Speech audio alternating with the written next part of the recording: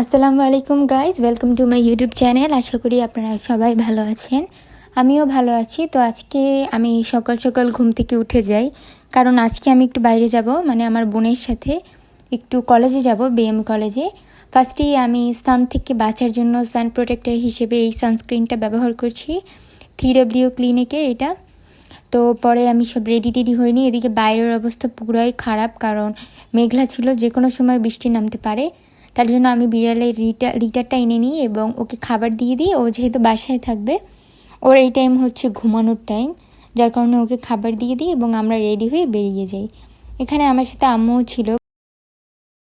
বোন যেহেতু আর কি ওর প্র্যাকটিক্যাল জমা দেওয়ার জন্য কলেজে যাবে, যেহেতু ওকে কলেজের ভিতরেই থাকতে হবে, আর আমি আর আম্মু হচ্ছে বাইরে একটু হাঁটাহাঁটি করব, দেখাবো আপনাদেরকে সবই।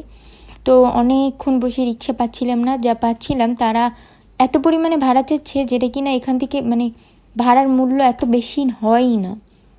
তারপরেও অনেক দূর হেঁটে এসে আমরা হচ্ছে একটা রিক্সা পাই, রিক্সায় করে চলে আসি। এবং এই হচ্ছে বিএম কলেজের গেটগুলো। বিএম কলেজের কিন্তু অনেক গেট, বা আপনারা যারা জানেন ব্রজমোহন কলেজ নামে, আসলে এটাকে সংক্ষেপে বিএম কলেজই বলে, যার কারণে আমরা বিএম কলেজই বলি। আর এই হচ্ছে ইংরেজি ডিপার্টমেন্ট, এটা হচ্ছে আমার বোনের ডিপার্টমেন্ট, ও হচ্ছে ইংলিশ ডিপার্টমেন্টে পড়ে।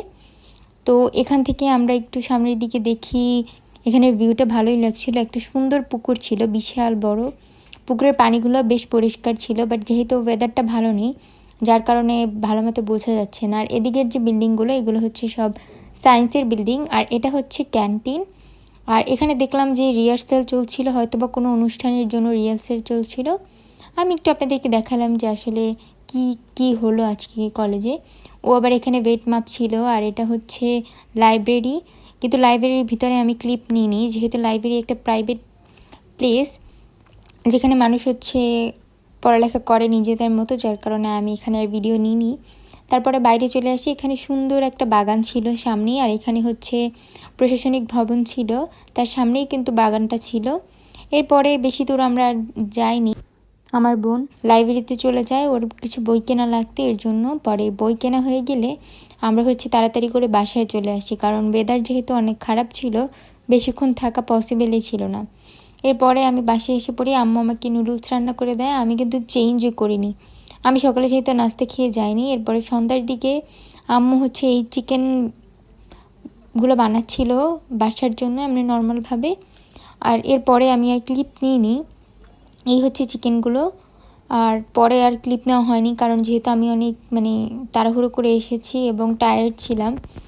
এরপরে আমি হচ্ছে কালকের জন্য একটা ভিডিও বানাচ্ছিলাম, সেটার জন্য আর কি প্রিপেয়ার করছিলাম, আমার রান্নাঘরকে সুন্দর করে প্রিপেয়ার করছিলাম, কারণ রান্নাঘর যেহেতু এলোমেলো থাকে আর ভিডিও করার সময় সব কিছু ক্লিন করতে হয়, এর কারণে।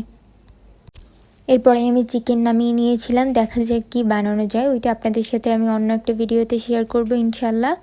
আর সবাই আমার চ্যানেলটাকে প্লিজ সাবস্ক্রাইব করে দেবেন। আর এই হচ্ছে আমার সন্ধ্যার নাস্তা। তো আজকের ব্লগটা এই পর্যন্তই, ভালো থাকবেন, আল্লাহ হাফেজ।